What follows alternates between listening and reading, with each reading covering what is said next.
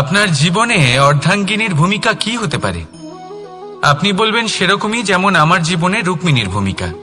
এটা সত্যি, কিন্তু এটাও সত্যি কথা যে আমার আর রুক্মিণীর এই সম্পর্ক তাকে আরো গভীর করার জন্য অত্যন্ত প্রয়োজনীয় হলো আমরা প্রথমে বন্ধু হই। একজন ভালো স্বামী বা স্ত্রী হবার প্রথম পদক্ষেপ বন্ধুত্ব, অর্থাৎ সখা প্রেম। যতক্ষণ না এক স্বামী স্ত্রী নিজেদের সম্পর্কে বন্ধুত্বের মাহাত্ম্য বুঝতে পারবেন না, ততক্ষণ এই সম্পর্ক যেন অপূর্ণ থেকে যাবে। আর তারপর এই সম্পর্কে জন্ম নেয় সেই অনুভূতি, যেমন অধিকার, যেমন অভিমান। এই দুই ভাবনা যা এই সম্পর্ক ভাঙার প্রথম পদক্ষেপ হয়ে থাকে। সেই জন্য নিজের দাম্পত্য জীবনে অধিকার ফলানোর আগে নিজেকে জিজ্ঞাসা করুন, আপনি কি আপনার জীবনসঙ্গীর সব থেকে ভালো সখা হতে পেরেছেন? সম্পর্ক আরো উন্নত হবে। রাধা রাধা। বিবাহ। একজন নারীর জীবনে বিবাহের গুরুত্ব কতটা? আসুন আমরা কথা বলি রুক্মিণীকে নিয়ে। একজন নারী যিনি পবিত্র মানসিকতা নিয়ে কাউকে ভালোবেসেছেন, তাকে বিয়ে করতে চেয়েছেন। এবার বিয়ে মানে কাউকে পাওয়া, মানে কারোর হাত ধরে আগামী সমস্ত জীবন তার সাথে কাটিয়ে দেওয়া। এবার আমার হাত ধরে রুক্মিণী বিয়ের সুখ তো নিশ্চয়ই পেয়েছে, কিন্তু ওর এই প্রেমের যাত্রা এর অন্ত হলো না, বরং তা শুরু হলো। এবার রুক্মিণীর জীবনে সেই অধ্যায় শুরু হয়ে গেছে যেখানে ওকে সেই মানুষকে বুঝতে হবে যার হাত ধরে সমস্ত জীবন অতিবাহিত করার সিদ্ধান্ত নিয়েছে সে। এবার এরকম একটা সময় প্রত্যেকের জীবনে এসে থাকে। প্রত্যেকের মানে আপনারও। আপনার জীবনেও এমন এক সময় আসবে, তার জন্য তৈরি থাকুন। নিজের মনে যা যা বিকার আছে তা কোথাও ত্যাগ করে আসুন, আর পরিশুদ্ধ ভালোবাসা দিয়ে, পবিত্র মন দিয়ে নিজের জীবন সাথীকে বোঝার চেষ্টা করুন, কোনো আশা না রেখে। যদি এরকম করতে পারেন তবেই কঠিন পরীক্ষায় উত্তীর্ণ হবেন, নয়তো নয়। রাধা রাধা।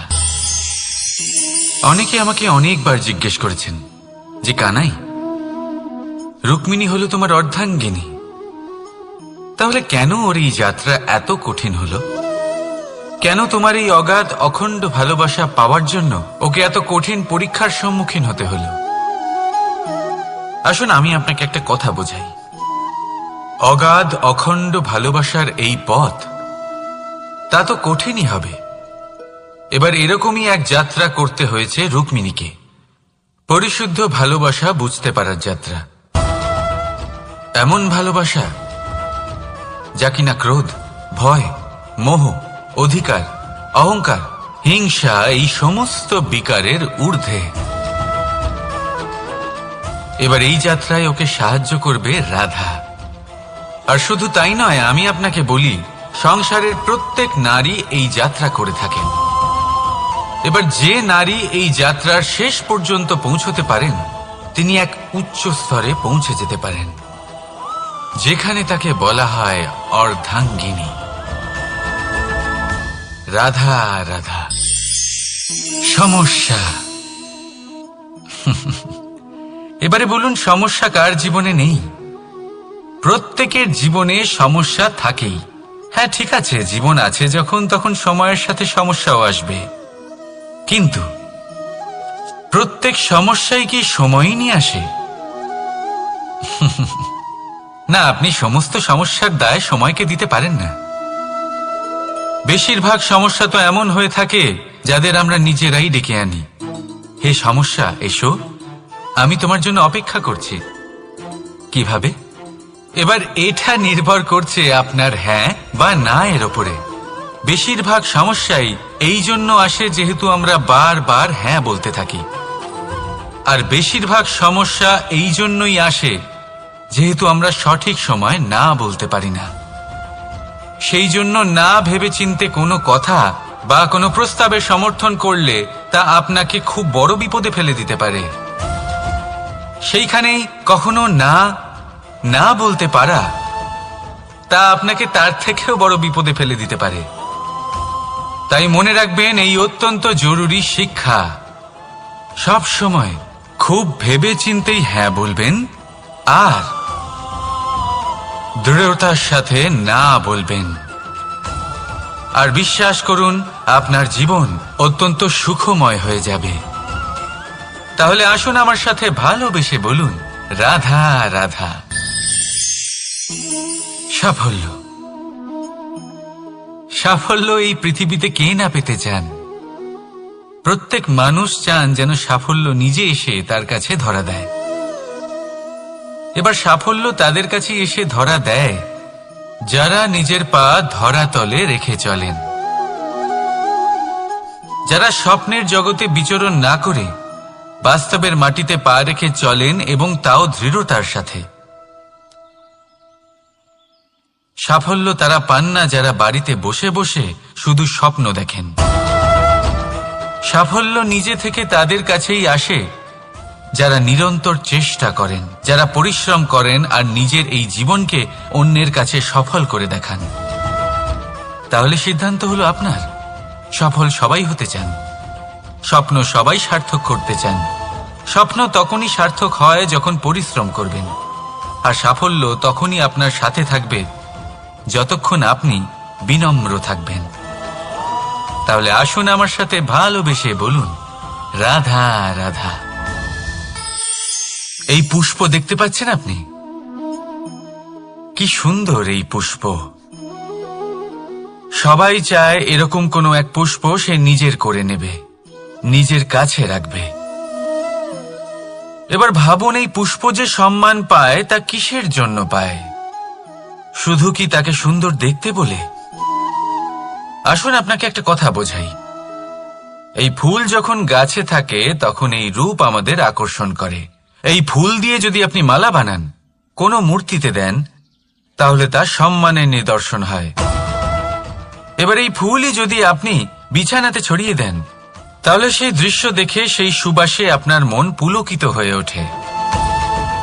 কিন্তু ভাবুন, এই পুষ্পই যদি আপনি চিতায় সাজান, তাহলে এই পুষ্পকে আর কেউ সম্মান করে না।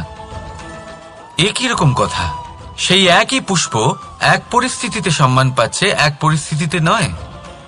কেন? কারণ এতেই লুকিয়ে রয়েছে একটা গুরুত্বপূর্ণ শিক্ষা। এর সারমর্ম হলো এটাই যে এই সম্মান ব্যক্তি বা বস্তুকে করা হয় না, সম্মান করা হয় সময় এবং পরিস্থিতিকে।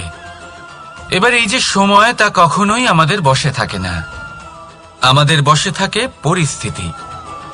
আমাদের পরিস্থিতি কেমন হবে তার সিদ্ধান্ত স্বয়ং আমরাই নিই। আর যেরকম আমাদের পরিস্থিতি হবে সেরকমই আমাদের সম্মান করা হবে। তাহলে আসুন আমার সাথে ভালোবেসে বলুন, রাধা রাধা। আপনি কখনো কোনো ঝর্ণার ধারে বসে থাকুন আর সেই ধ্বনি শুনতে থাকুন। আহা হা হা, সেই ধ্বনি মনকে শান্ত করে দেয়, আমাদের মধ্যে এক আনন্দের সঞ্চার করে। একেই আমি বলি নৈসর্গিক সঙ্গীত। কখনো ভেবে দেখেছেন এই সঙ্গীত উৎপন্ন করার জন্য জলকে কত পরিশ্রম করতে হয়, কি না করতে হয়? ভেবে দেখুন, সেই জল কোথা কোথা থেকে পড়েছে, কত কত পাথরের সাথে ধাক্কা খেয়েছে, কত তীক্ষ্ণ পাথরের সাথে সম্মুখীন হয়েছে, তাকে কিভাবে পার করেছে, নিজের শরীরের সাথে লেগে থাকা সেই পাথরের সাথে কিভাবে সংঘর্ষ করেছে, কিভাবে সামনে এগিয়েছে। ভাবুন, এই সব কিছু হওয়ার পরেই সেই সঙ্গীত উৎপন্ন হয়েছে। এই ঝর্ণার এই মধুর সঙ্গীত কখনো আপনার কান পর্যন্ত পৌঁছতই না যদি সেই জলের বিরোধিতা করার জন্য সেই পাথর না থাকত। এর সারমর্ম কি হতে পারে? সারমর্ম হলো একটাই, এই সব বাধার সম্মুখীন হন, এদের থেকে দূরে পালাবেন না। কারণ এই বাধা হলো নৈসর্গিক। সবার জীবনে এই বাধা রয়েছে, তার সম্মুখীন হন, জীবনের সামনে এগোন। আর আপনিও নিজের ভেতর থেকে সৃষ্টি করুন এই নৈসর্গিক সঙ্গীত, আর এই সংসারে ছড়িয়ে দিন শান্তি আর প্রসন্নতা। রাধা রাধা। সংসারে নিয়তি অনেক কিছু নির্ধারণ করে, যেমন প্রত্যেকটি জিনিসের সীমারেখা। শরীরের মধ্যে থাকা জল, তার মাত্রাও এই নিয়তি নির্ধারিত করে রেখেছে। কি করে? দেখুন, যদি সঠিক সময়ে আপনি পরিশ্রম করে নিজের ঘাম না ঝরান, তাহলে কিছু সময় পরে আপনার চোখের জল অবশ্যই ঝরবে।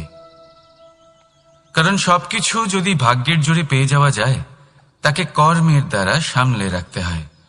যদি পরিশ্রম করতে থাকেন, তাহলে যা পেয়েছেন তা সামলে রাখতে পারবেন, আর যা যা আপনি পেতে চান তা অবশ্যই পাবেন। কিন্তু যদি পরিশ্রমের থেকে দূরে থাকেন, তাহলে যা পেয়েছেন তা তো হারিয়ে ফেলবেনই, আর যা পেতে চান তার তো কোনো প্রশ্নই ওঠে না, আর বয়ে যাবে শুধুমাত্র অশ্রু। এবার সিদ্ধান্ত আপনার। কি ঝরাতে চাইবেন আপনি? ঘাম নাকি অশ্রু? রাধা রাধা। এই জীবনে মানুষ শুধু তিনটি জিনিসের পেছনে ছোটে: ছায়া অর্থাৎ সঙ্গী সম্মান, কায়া অর্থাৎ সুন্দর বলিষ্ঠ শরীর, আর তৃতীয় হল মায়া অর্থাৎ ঐশ্বর্য।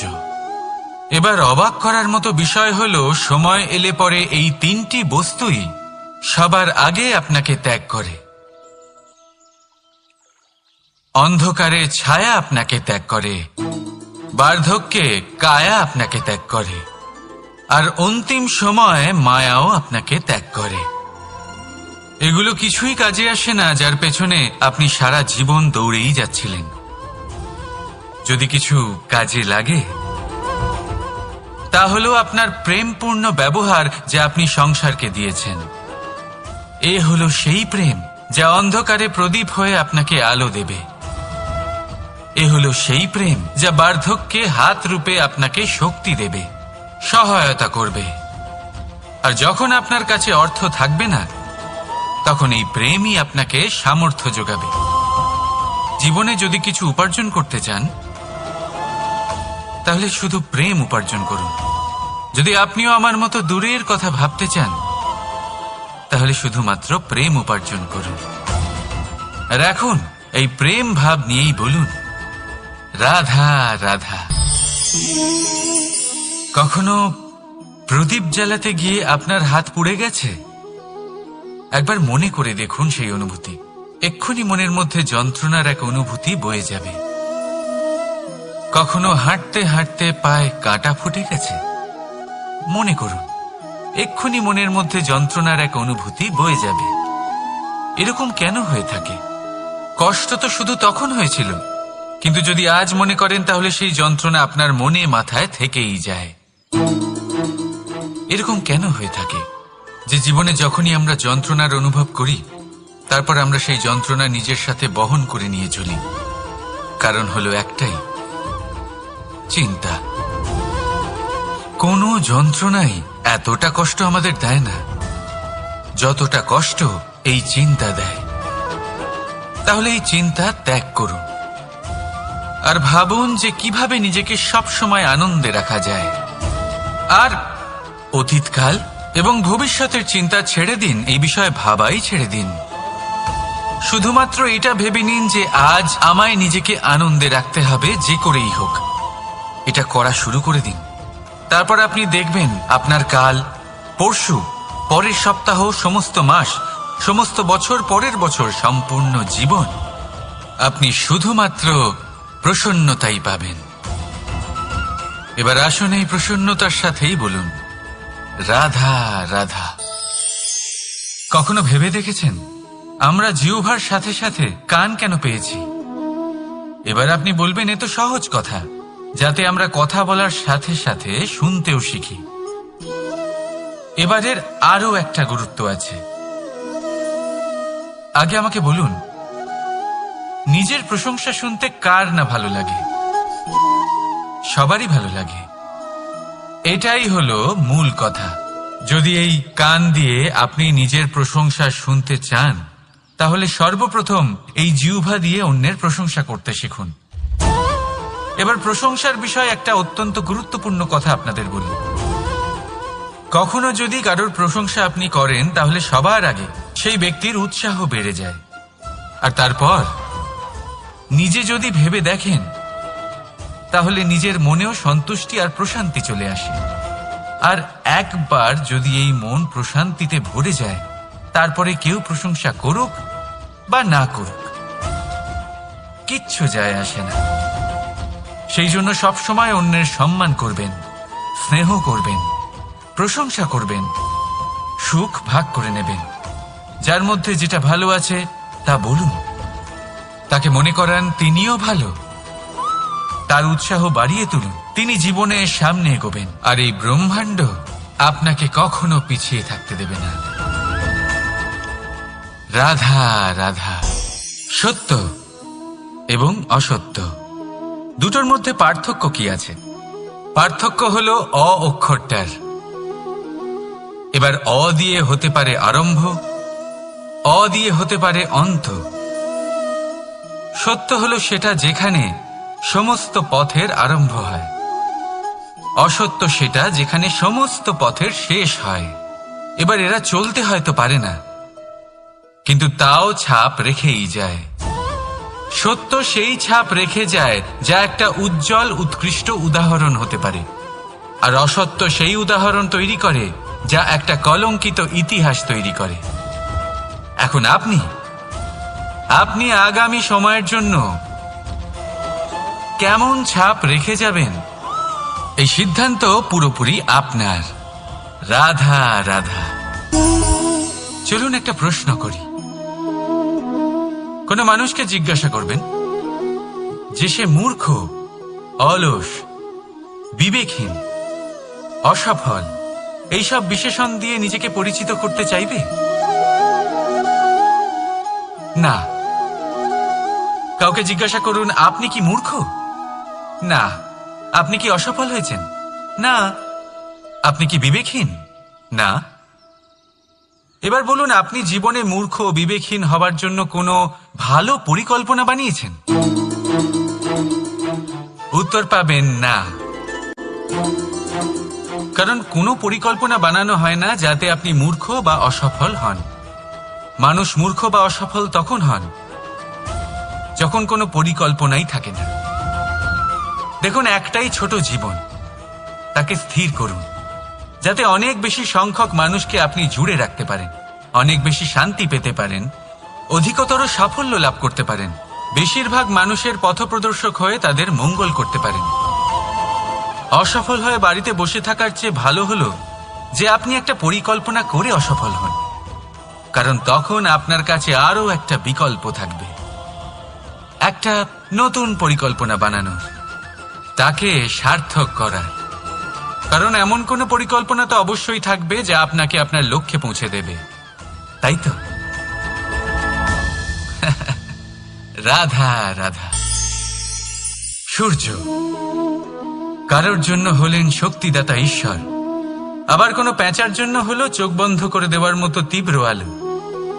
নদী কারোর জন্য হলো তৃষ্ণা মেটানোর স্রোত, আবার কারোর জন্য বন্যারূপী বিনাশকারী আশঙ্কা। সাগর কারোর জন্য হলো নোনা জলের ভাণ্ডার, আবার কারোর জন্য অগন্তি প্রাণী জগতের সম্ভার। প্রশ্ন হলো, প্রত্যেক ব্যক্তির জন্য প্রত্যেক অনুভূতি বা বস্তুর সারমর্ম আলাদা কেন হয়ে থাকে? যা কারোর জন্য হলো বিষ, তা অন্য কারোর জন্য অমৃত কেন? যা কারোর জন্য অমৃত, তা অন্যের জন্য বিষ কেন?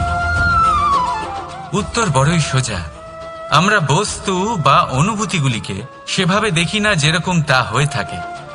আমরা বস্তু বা অনুভূতিকে সেভাবে দেখি যেরকম আমরা হয়ে থাকি। এবার এর উপায় কি হতে পারে? নিজেকে পরিশুদ্ধ করুন, সব কিছুই শুদ্ধ হবে। রাধা রাধা। প্রেম, ঘৃণা, এই দুই হলো একই শব্দ। কিভাবে? দেখুন না, দুটোতেই আড়াই অক্ষর রয়েছে। দুটোই হলো সেই অনুভূতি যা আমাদের মনের সাথে জড়িত, আর এই দুই অনুভূতির সাথেই জড়িত মানুষ আমাদের জন্য গুরুত্বপূর্ণ। পার্থক্য শুধু এটাই যে প্রেম পায় সম্মান আর ঘৃণাকে করা হয় অবজ্ঞা। এরকম কেন? কারণ প্রেম হলো সেই অনুভূতি যেখানে মানুষ সবকিছু দিয়ে দিতে চায়, সবকিছু লুটিয়ে দিতে চায়। সেখানে ঘৃণা হলো এমন অনুভূতি যেখানে মানুষ সবকিছু কেড়ে নিতে চায়, সবকিছু জিতে নিতে চায়। তাও প্রেমের অনুভূতি কখনো আপনাকে হারতে দেয় না, আর ঘৃণার অনুভূতি কখনো আপনাকে জিততে দেয় না। এবার কি করবেন আপনি? একটাই জীবন, ঘৃণার সাথে বাঁচবেন নাকি প্রেমের সাথে? আমি তো প্রেমকেই চয়ন করব। রাধা রাধা।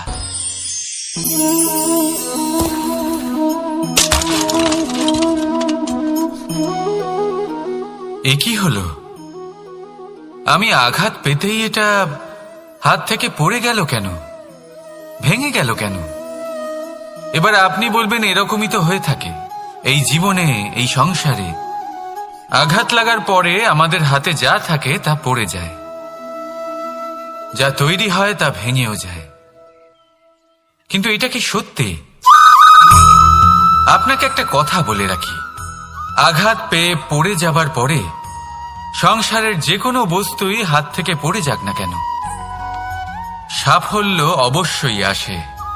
যতই খারাপভাবে আপনি পড়ে যান, আপনি আঘাত পান, ভবিষ্যৎ অবশ্যই ভালো হবে। কারণ এই আঘাত, অসফলতা, এই অসুবিধা, এগুলো আমাদের এমনভাবে পরিশুদ্ধ করে যেমন আগুন সোনাকে করে থাকে। সেই জন্য জীবনে শুধু সামনে এগোতে থাকুন, দৃঢ়তার সাথে এগোতে থাকুন, আর কখনো আঘাত পেয়ে পড়ে যেতে ভয় পাবেন না। কারণ এটা আসন্ন সাফল্যের সংকেত। আর সাফল্য তখনই আসবে যখন আপনি পড়ে যাবেন, যখন আপনি আবার উঠে দাঁড়াবেন এবং আপনি আবার জীবনে সামনে এগোতে থাকবেন। রাধা রাধা। সময় অত্যন্ত কঠোর প্রভু। আপনি অনেক লোককে এটা বলতে শুনে থাকবেন, আমার কাছে এত সময় নেই, এই কাজে আসলে অনেক সময় লেগে যাবে, এই বিষয়ে ভাবার জন্য আমার সময় লাগবে। আচ্ছা, আমি আপনাকে একটা কথা বলে রাখি, যদি আপনি এটা নিশ্চিত করার জন্য বেশি সময় নিয়ে ফেলেন যে আপনার কি করা উচিত, তাহলে সময় এটা নিশ্চয়ই করে নেবে যে আপনার সাথে কি করা যেতে পারে। কারণ এই সময় এ কিন্তু অত্যন্ত কঠোর। যতক্ষণ আপনার সাথে রয়েছে এর সমাদর করতে শিখুন, এর সম্মান করতে শিখুন, এর সদ্ব্যবহার করতে শিখুন। যদি এরকম না করেন তাহলে এই সময়ের নিজেকে আর আপনাকে বদলাতে অধিক সময় লাগবে না। তাহলে আসুন, এবার সময় এসে গেছে ভালোবেসে বলার রাধা রাধা। এই পাথর দেখছেন আপনি, নদীর তলদেশে পাওয়া যায়। প্রয়াস করতে থাকে যাতে নদীর জল প্রবাহকে আটকাতে পারে। আটকাতে কি পারে? কখনোই নয়, বরং তার ধারালো কোণাগুলো মসৃণ হয়ে যায়। এবার এ থেকে কি শিক্ষা পাওয়া যায়? এর থেকে এটাই শিক্ষা পাওয়া যায় যে ব্যক্তি দৃঢ়তার সাথে জীবনে শুধু আগে এগোতে থাকেন না থেমে, তিনি না শুধু নিজের লক্ষ্য প্রাপ্তি করতে পারেন, বরং নিজের পথের সমস্ত বাধার অস্তিত্বই পাল্টে দিতে পারেন। তাহলে আপনি কি হতে চাইবেন? সেই ব্যক্তি যিনি নিজের বাধাকে দূরে ঠেলে আগে এগোতে পারেন, নাকি সেই ব্যক্তি যিনি অন্য কারোর পথে বাধা হয়ে থেকে তার নিজের অস্তিত্বই হারিয়ে ফেলেন? সিদ্ধান্ত হলো আপনার। রাধা রাধা।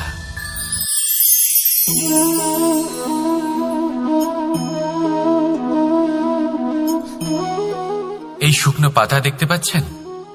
এটা কখনো গাছের ডালে ছিল, সবুজ তরতাজা, বৃক্ষকে পুষ্টি দান করত। কিন্তু যেই এটা শুকিয়ে গেল, যেই ও পুষ্টি সরবরাহ করা বন্ধ করে দিল, ওকে ফেলে দেওয়া হলো। এবার আপনি বলবেন এটাই তো হলো সত্যি, এটাই তো হলো সংসারের তিক্ত সত্যি। এই সংসার ততক্ষণ পর্যন্তই আপনাকে নিজের সাথে রাখবে যতক্ষণ আপনি নিজেকে উপযুক্ত বানিয়ে রাখতে পারবেন। আমি এটা বলবো না যে এটা হলো মিথ্যে, কিন্তু এটা অবশ্যই বলবো যে এটা সম্পূর্ণ সত্যি নয়। সম্পূর্ণ সত্যি হলো এটাই যে যদি আপনি চান তাহলে চিরকালের জন্য সংসারকে পুষ্টি দান করতে পারেন, আর চিরকালের জন্য সংসার আপনাকে নিজের সঙ্গে রাখতে পারে। কিভাবে? এই শুকনো পাতার উদাহরণই আপনাকে দিচ্ছি। এই শুকনো পাতা প্রথমে টুকরো হবে, তারপরে বৃষ্টির জলের সাথে গলে যাবে, তারপর সার হবে, তারপর সেই বৃক্ষের গোড়াতেই সমাহিত হবে, একটা নতুন অঙ্কুরকে একটা নতুন জীবন দেবে। তাহলে আপনি ভাবুন আপনি নিজের জীবনের সাথে কি করতে চান। যদি কখনো আপনি পড়ে যান, অসফল হয়ে থাকেন, তাহলে আপনি কি এই উৎসাহ হারিয়ে ফেলবেন, নাকি আবার উঠে দাঁড়াবেন আর আবার এক নতুন সংসারের রচনা করবেন? সিদ্ধান্ত আপনার। রাধা রাধা।